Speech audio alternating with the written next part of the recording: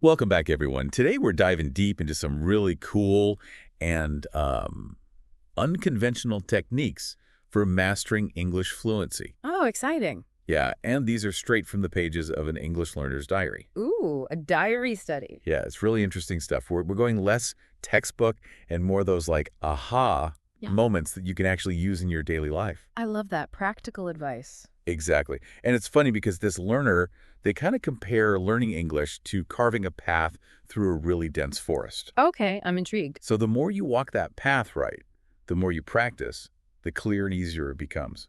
And they're a big believer in consistency. They actually say even just 30 minutes of reading every day can make a huge difference, especially over time. That's really interesting because it does align with a lot of the language acquisition research out there. Like, our brains are literally wired to learn through repeated exposure. So the more you expose yourself to the language, the better you're going to get at it. It's like you're working a muscle, right? Yeah. It's like going to the gym. Exactly. Language learning is very much like building muscle. It requires that consistent effort to see results. Yeah, and the diary actually mentions this study where learners who read consistently actually showed increased activity in the brain's language processing centers. Oh, wow. It's not just about memorizing words. It's like literally rewiring your brain. That's fascinating. You're actually changing the physical structure of your brain. So cool. So reading is super crucial, but this learner has other tricks up their sleeve. One that really stood out to me was shadowing. Have you ever tried this? Yeah, I have actually. It's surprisingly effective. You basically listen to a native speaker and try to mimic their pronunciation and their intonation, their rhythm in real time, like you're their shadow. Wow, I love that. Okay, so you're shadowing them. But how do you actually choose good material for this? Because I feel like if I just turned on some random English TV show, it'd be overwhelming. Right, yeah. Well, the diary recommends starting with material that's slightly above your current level, so you Yeah. can mostly understand it, but it still challenges you a little bit. Hmm. And they even suggest breaking down the audio into these short segments and just like really focusing on nailing the pronunciation of each word. So it's about like quality over quantity. Yeah. Really fine-tuning those micro details. Yeah. I bet you start noticing like the subtle things that native speakers do, like how they connect words or use intonation. Exactly, like all the nuances that you might not pick up on otherwise. And the diary has this great anecdote about a student who used shadowing to prepare for a presentation. And after just a weekend of practice, their pronunciation was noticeably smoother. Oh, wow. They were even nailing those tricky intonation patterns. That's amazing. Yeah. But I gotta admit, the idea of shadowing makes me think of like those awkward voice exercises that actors do.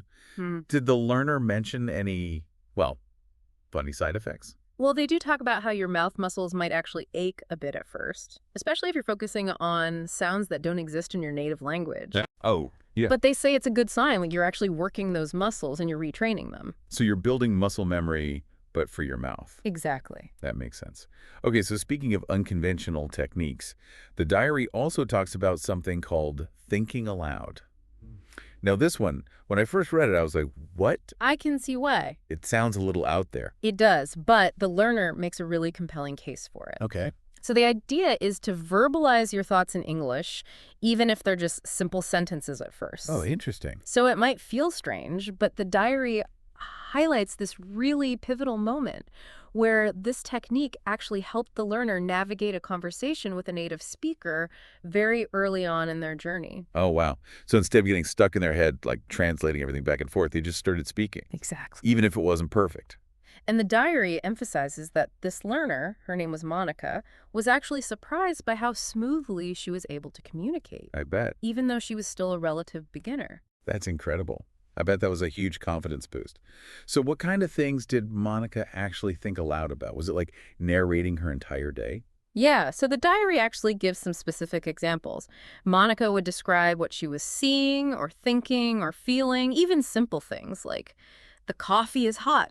Uh-huh. I wonder what time it is. So just getting those thoughts out of your head and use just Okay. spoken words. Yeah, even if they seem mundane. That makes sense. It's like breaking that mental barrier between thinking and speaking. Exactly. You're not translating anymore. And the diary suggests that thinking aloud can be especially helpful for introverted learners who might be a little hesitant to practice speaking with others. It's like a low-pressure way to get comfortable with the sounds and rhythms of the language. And maybe even start to internalize some of those grammatical structures without overthinking them. Absolutely. It's about training your brain to think in English, not just translate from your native language. Awesome. So we've got consistent reading to rewire our brains, shadowing to fine-tune pronunciation, and then thinking aloud to break that mental barrier and get comfortable with speaking. It's really fascinating how this learner breaks down fluency into these manageable steps, really focusing on building confidence and comfort along the way. Yeah, and they're all about starting with small, achievable goals and celebrating those little victories, like they were over the moon when they discovered that they knew over 2,000 English words. That's great. And it's a good reminder that progress isn't always linear, and even those small milestones are worth acknowledging. Absolutely. And the diary highlights how tracking those small wins can be incredibly motivating. It helps you visualize your journey and appreciate how far you've come. That's so true. It's like those fitness trackers that show you how many steps you've taken. Like seeing those numbers can really keep you going. Yeah. Okay, so we've covered some pretty powerful techniques for building like a really solid foundation in English, but I'm curious, how did the learner actually put these skills into practice in real-life conversations? It's a great question, and the diary actually dives into a specific experience that really highlights the importance of adapting to different communication styles. The learner was working at a cafe, and their boss had this fascinating approach to interacting with customers who had limited English skills. So instead of getting all flustered or trying to correct their grammar, she would focus on simplifying her language and using clear, concise sentences. So it's less about like being grammatically perfect and more about meeting the customer where they were at. Exactly. And the diary mentions how the boss would often use gestures and visual cues to help convey meaning, you know? And she wasn't afraid to rephrase things multiple times until the customer understood. That's such a great example of communicative competence in action. It's like that reminder that fluency isn't just about speaking perfectly. It's about being able to connect with others and get your message across. Right, and the diary actually points out that even with a limited vocabulary, you can still have meaningful conversations. Oh, absolutely. And they kind of break it down, like what you can typically do with different levels of vocabulary. Oh, interesting. Like someone with around 1,000 words, they can handle those basic conversations, Yeah. but they might stick to those shorter, simpler sentences. Which is a great starting point. It is. It's like laying that foundation, and then you can gradually build upon it as you learn more words and grammar structures. Exactly. And as you progress to like that 2,000 word level, you can engage in more complex conversations, maybe about hobbies or work. Right. Like the learner's own experience working at the cafe really highlighted that. You did. They were able to chat with customers from all over the world, even those with limited English skills, and their boss demonstrated how to adapt your communication style to make sure everyone feels understood. It's really beautiful how language can bridge those gaps and create those connections. It is. But the diary also acknowledges, for those who are aiming for those even deeper, more nuanced conversations, Right. they suggest around 3,000 words is often that sweet spot.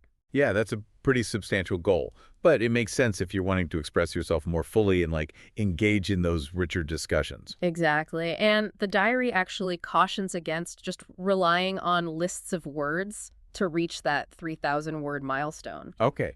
Yeah. It's much more effective to learn vocabulary in context through sentences and stories. So back to the power of reading.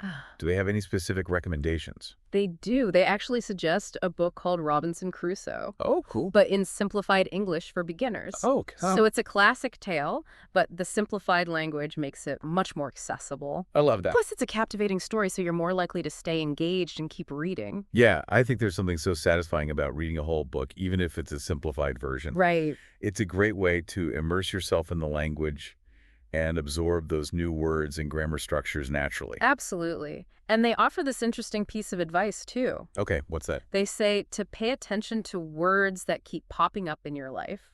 What do they mean by that? Like words that I see on signs or hear in conversations? Exactly. They suggest that the words that are truly relevant to you will naturally reappear, just like when you were learning your native language. Oh, It's kind of a subtle way to reinforce that vocabulary and make it stick.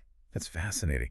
It's like our brains are constantly filtering and prioritizing the information that's most important to us. It is. Okay, so we've got this multi-pronged approach, consistent reading, practicing those creative techniques, and then paying attention to how those words show up in real life. It's a very holistic way of learning. Yeah. But the diary also recognizes that even with all the right tools, sometimes fear can get in the way. Oh, absolutely. I know I've definitely had moments where I get so caught up in trying to find the perfect word or construct a grammatically flawless sentence, and I just freeze up. Uh-huh. Did the learner experience that? They did, and they talk about how that fear of making mistakes can kind of manifest as shyness or reluctance to speak. Okay, good. I'm not alone. It, So how did they overcome that fear and start speaking more confidently, even if it meant making a few mistakes along the way? well, the diary emphasizes shifting your perspective. Okay. Instead of viewing mistakes as failures, try to see them as natural steps in the learning process. Yeah, Everyone makes mistakes, even native speakers. that's true. It's about giving yourself permission to be imperfect, knowing that fluency is a journey, not a destination. I think sometimes we put too much pressure on ourselves to sound perfect right away, We do. but it's those imperfections that often lead to the most interesting conversations. Absolutely. And the diary even offers some advice for, when you get stuck trying to find the right word, Right? instead of just giving up, they suggest describing what you're trying to say. Oh, that's a good tip. So it's like finding those creative ways to get your message across, even if you don't have the exact vocabulary at your fingertips. So it's like if you can't remember the word key, you could say, that small metal thing you use to open the door. It's like a mental workout for your language skills. It is. It forces you to think outside the box and find new ways to express yourself. And this ability to describe and paraphrase it becomes even more valuable as you start tackling those more complex topics. Right. But the diary also addresses another common challenge: understanding different accents. Oh, that's a big one. I remember feeling completely lost the first time I heard someone speaking with a strong Scottish accent. Oh, yeah. Did the learner have a similar experience? They did. They talk about this moment when they encountered a couple from Scotland and realized that their ears just weren't accustomed to that particular accent. Mhm. They felt flustered and a bit embarrassed for not understanding. I can totally relate to that feeling. It's like your brain just short circuits for a second. It does. And their teacher actually acknowledged that, it's a very common experience for learners who are transitioning from understanding one accent to another. So it's not a sign of failure, but rather like a natural part of expanding your listening comprehension. Exactly. And the teacher gave some practical advice for overcoming this hurdle. Okay, what's that? Immerse yourself in examples of that accent, Oh, okay. whether it's through films or TV shows or even podcasts. So it's about training your ears to recognize the unique rhythms and nuances of different accents. Precisely. And the learner took this to heart. They started seeking out content specifically featuring Scottish accents. That's fantastic. It shows a real dedication to improving their listening skills. And it's a reminder that we have so many resources available to us these days. We can find authentic language content from all over the world with just a few clicks. It's an exciting time to be a language learner. It really is. I feel like this whole conversation has been a great reminder that learning a language is an ongoing journey of discovery, adaptation, and growth. Couldn't have said it better myself. There will always be new accents, new vocabulary, new challenges. But with the right mindset and a passion for the language, the possibilities are endless. Speaking of possibilities, I'm eager to hear about some more specific techniques for boosting fluency and building confidence. Well, before we jump into that, I think it's important to acknowledge that everyone learns differently. That's true. And what works for one person might not work for another. That's a great point. So it's all about finding what resonates with you and creating a personalized approach. Exactly. And the diary actually touches on this idea of tailoring your learning style. Okay, I'm all ears. What kind of tips did they offer for figuring out your learning style and creating a strategy that really works for you? So we've talked about a lot of great techniques, but like finding what works best for you is key. Did the learner have any suggestions for figuring that out? They did. They actually recommend thinking back to how you learned things as a kid. Oh, interesting. Like, did you prefer hands-on activities or listening to stories or maybe looking at pictures? That's such a cool approach. It's Yeah. like tapping into that innate learning style that we all have. I was definitely a hands-on learner. I loved building things and figuring stuff out through trial and error. And the diary suggests that, if you were that type of learner, you might enjoy incorporating more interactive activities into your English practice, like role-playing different scenarios or using flashcards with pictures. So it's about making the learning process more engaging and tailored to your strengths. Exactly. And for those who learn best through listening, they recommend focusing on podcasts or audiobooks or even music. Speaking of music, I'm curious about how the learner actually used it to improve their English. Did they just listen to English songs in the background? Or was there a more strategic approach? They actually suggest choosing songs that you genuinely enjoy. with clear lyrics. And then Okay. you can listen to them multiple times, focusing on different aspects each time. Oh, cool. Like one listen might be for understanding the overall meaning, another for singing along and focusing on pronunciation, and another for analyzing the lyrics for vocabulary and grammar. That's brilliant. It's like turning your favorite songs into personalized English lessons. Right.